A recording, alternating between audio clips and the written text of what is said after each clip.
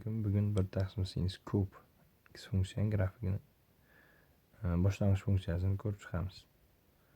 Bu uchun biz quyidagi ko'rinishda yozib olsak bo'ladi. Sinus x ko'paygan 1/sin kvadrat x dx ko'rinishga olib kelamiz. Ana endi buni biz bo'lakli va integrallashuv formasiga qo'yamiz. Ya'ni u v minus integral v du ko'rinishdagi formulaga qo'yishimiz kerak bo'ladi. Bu uchun biz u deb 1/sinus x funksiyani tanlasak, u deb belgilagan funksiyadan du ya'ni hosila olishimiz kerak bo'ladi. Hosila sinus x dan minus birinchisidan hosila oladigan bo'lsak, minus 1 oldiga sakrab tushadi. Darajadan 1 ayliganda sinus minus 2 daraja bo'ladi va sinus o'zi hosilasi kosinus x bo'ladi.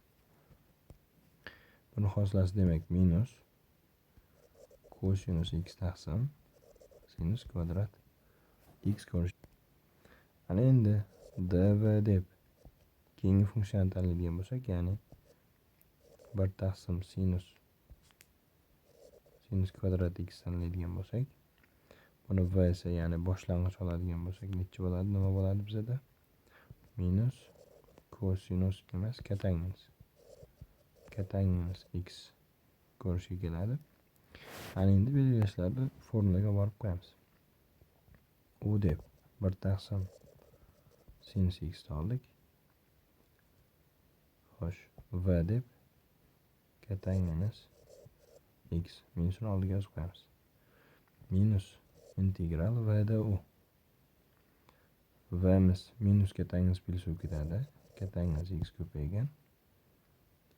Xo'sh, du'miz v du. Mana shu katanginusni biz kosinus x taqsim sinus x deb yozadigan bo'lsak, mana bundagi minus yana bizda ishorani almashtiriladi. Ya'ni kosinus x taqsim sinus kvadrat x dx ko'rinishga keladi. Ana endi integral 1/sinus kub x dx'imiz quyidagi ko'rinishga keladi. Minus katanginus x taqsim sinus x minus integral kosinus kvadrat x taqsim sinus kub x dx. Ana endi yuqoridagini biz mana buni 1 minusdan sinus kvadrat x deb yozishimiz mumkin va addin-addinni bo'lib olamiz. 1/sinus kub x teng minus katanginus x taqsim sinus x minus integral addin-addinni 1/sinus kub x dx mana minus bunga ta'sir qiladigan bo'lsa, plus integral sinus kvadratni sinus kubga bo'lsak, 1/sinus x dx ko'rinishga keladi.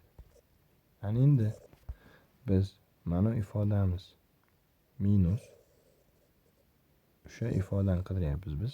Bu tomonga o'tkazadigan bo'lsak, tenglikni bu tomoniga 2 integral 1/sinus kub x dx teng minus katanginus x taqsim sinus x ko'rinishga keladi plus davomida integral 1/sinus x dx. Ana endi biz 1/sinus x integralini olsak, mana bizniki 2 integral o'shunday turadi. Bizda integral 1/sinus x dx integral hisoblasak, o'rniga olib qo'yib 2 ga bo'lsak, bizni izlayotgan integralimiz kelib chiqadi. Bunga ko'ra biz birni maydalab olamiz. Sinus kvadrat x taqsim 2 plus kosinus kvadrat x taqsim 2 taqsim. Buni o'zini ham 2 sinus x ko'paygan kosinus x ko'rinishga olib kelishimiz mumkin va ifodani har birini bo'ladigan bo'lsak, har biriga bo'ladigan bo'lsak, sinus kvadrat x taqsim 2 taqsim 2 sinus x kosinus x plyusdan kosinus kvadrat x taqsim 2 taqsim 2 sinus x ko'paygan kosinus x taqsim 2 x taqsim 2. Mana bular ham x taqsim 2. Maydaladik buni. Ana endi qisqartirishlar olib boradigan bo'lsak, kim qoladi? 1 taqsim 2 ni integral b'dan chiqaramiz. Sinuslar bittasi qisqaradigan bo'lsa, sinus x taqsim 2 taqsim kosinus x taqsim 2 dx plus kosinusdagi ham kvadratlar qisqaradigan bo'lsa 1 taqsim 2 integral kosinus x taqsim 2 taqsim sinus x taqsim 2 dx ko'rinishdagi ifodaga ega bo'lamiz. Ana endi har biridan mana buni biz differensial ostiga kiritishimiz mumkin. Differensial ostiga kiritadigan bo'lsak, boshlang'ich olib kiritiladi. 1 taqsim 2 integral sinusdan boshlang'ich minus kosinus, o'shaning uchun minus oldiga chiqib ketadi. D kosinus x taqsim 2 taqsim kosinus x taqsim 2. Xo'sh, plus buni o'zi ham integral 1 taqsim 2. Xo'sh, kosinusni boshlang'ichi sinus bo'ladi. Sinus x taqsim bizada sinus x taqsim 2 taqsim. Xo'sh, sinus x taqsim 2. Biz mana bu yerda bitta kamchiligimiz bor.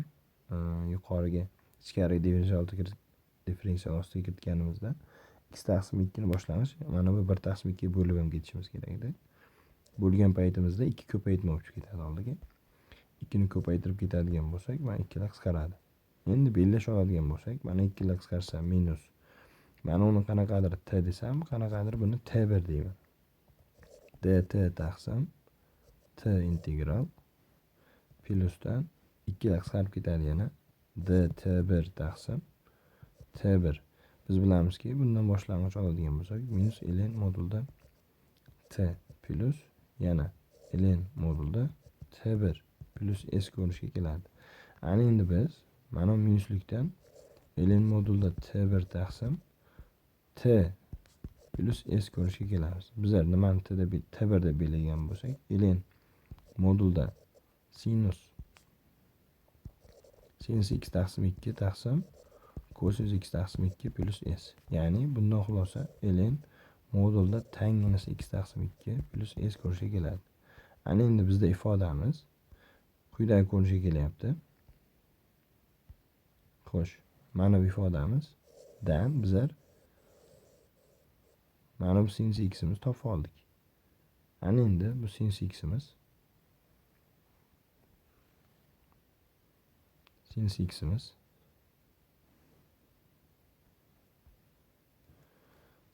x'imizning boshlang'ich olib qo'ysak va 2 ga bo'lib chiqsak, bizda integral 1 taqsim sinus kub x dx teng minus kotangens x taqsim sinus x plyusdan ln modulda tangens x taqsim 2 plus s. Faqat 2 ga bo'lib chiqishimiz kerak, xolos. Mana bu yerda ikkita ifodamiz hosil bo'lyapti. 2 ga bo'ladigan bo'lsak, mana bu yerda minus 1 taqsim 2, mana bu yerda 1 taqsim 2 degan ifodamiz hosil bo'ladi. Javobimiz shundan